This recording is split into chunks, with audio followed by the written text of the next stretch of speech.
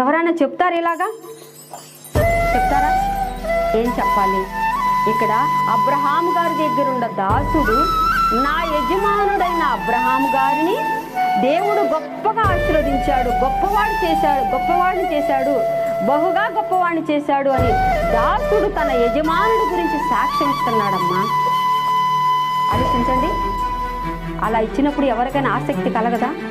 మరి దేవుడు గొప్పవాడా, వాళ్ళకి అలా గొప్ప కార్యాలు చేశాడా, వాళ్ళని అలా గొప్పగా ఆశీర్వదిస్తున్నాడా?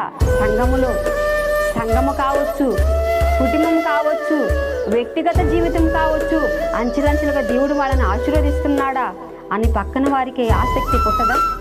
ఆలోచన పుట్టదా? ఆసక్తి కలగదా? ఆలోచించండి. చెప్పకుండా ఉంటే తెలిసిద్దా?